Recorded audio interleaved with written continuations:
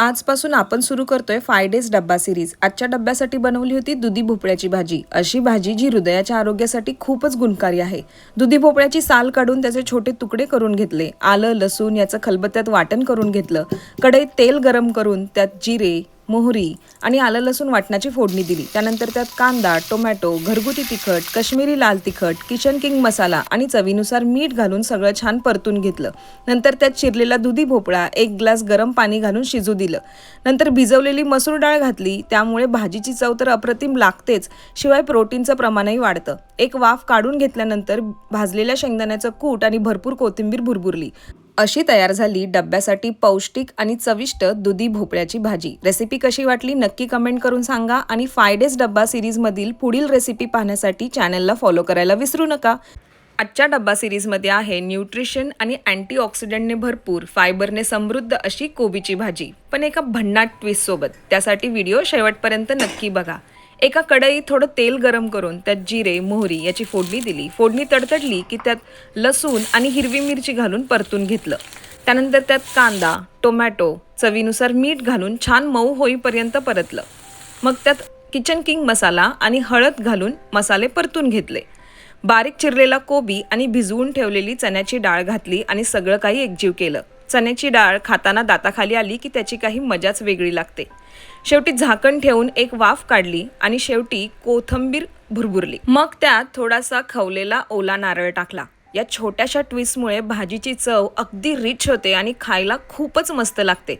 तुम्हालाही कोबीची भाजी कशी वाटली नक्की कमेंट करून सांगा आणि डब्बा सिरीजमधील पुढची भन्नाट रेसिपी पाहण्यासाठी दुधी भोपळ्याची भाजी तर आपण बघितलीच आहे, पण याच दुधी भोपळ्याचे पराठे इतके छान लागतात की लहानांपासून मोठ्यांपर्यंत सगळ्यांना आवडतील। आणि सगळ्यात महत्त्वाचं म्हणजे एकदम झटपट होणारी डब्बा रेसिपी आहे। सगळ्यात आधी दुधी भोपळ्याची साल काढून तो किसणीवर किसून घेतला। त्यात लसूण, मिरची, आलं याची पेस्ट, बारीक चिरलेली कोथिंबीर, हातावर ओवा चुरून घातला। त्यानंतर त्यात हळद, धने जिरे पावडर आणि चवीनुसार मीठ घातलं।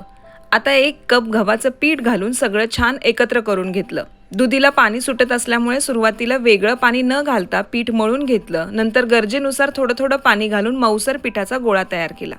आता या पिठाचे छान पराठे लाटून घेतले आणि गरम तव्यावर साजूक तुपाची धार सोडून दोन्ही बाजूंनी खमंग आणि खरपूस असे भाजून घेतले। तर असा झाला दुधी भोपळ्याचा एकदम खुसखुशीत आणि चविष्ट पौष्टिक पराठा तयार।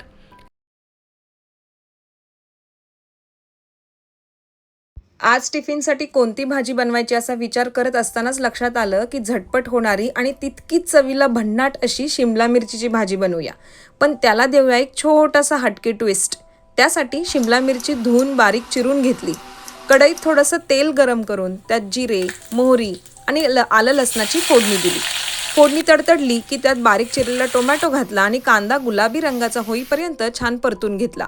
आता त्यात चवीनुसार मीठ, घरगुती लाल तिखट, काश्मीरी लाल तिखट आणि किचन किंग मसाला घातला।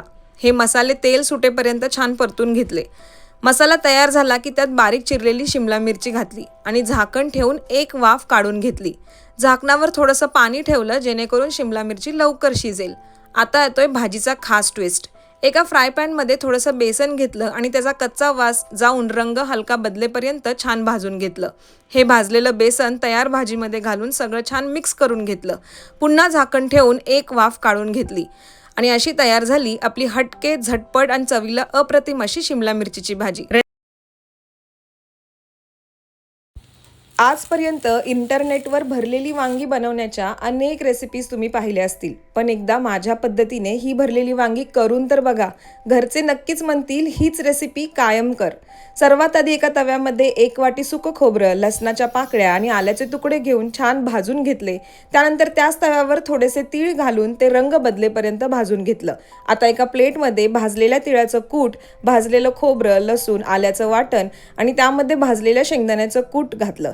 घरचे लाल तिखट, काश्मीरी लाल तिखट, किचन किंग मसाला, चवीनुसार मीठ, थोडंसं पाणी घालून हा मसाला छान एकजीव करून घेतला। आता वांग्यांना उभे आडवे काप देऊन तयार केलेला मसाला वांग्यांमध्ये सर्व बाजूंनी व्यवस्थित भरून घेतला। कढईमध्ये तेल गरम करून त्यात जिरे, मोहरी, कांदा, घालून छान परतून घेतलं. कांदा गुलाबी रंगाचा होईपर्यंत परतला. त्यानंतर उरलेला मसालाही त्यात घालून थोडा परतून घेतला. मग मसाला भरलेली वांगी कढईमध्ये अलगद ठेवली. कढईवर झाकण ठेवून वांग्यांना एक वाफ येऊ दिली. त्यानंतर झाकणावर 1 ग्लास पाणी ओतलं. पाणी घातल्यामुळे मसाला करपत नाही आणि वांगीही झटपट शिजतात. चाकूच्या मदतीने वांगी शिजली का ते तपासून बघितलं. शेवटी वरून कोथिंबीर भुरभुरली आणि तयार झाली खमंग मसालेदार भरलेली वांगी. डब्यासाठी असो की गरमागरम जेवणासाठी ही भरलेली वांगी नक्की करून बघा. आणि रेसिपी आवडली असेल तर चॅनलला फॉलो करायला विसरू नका.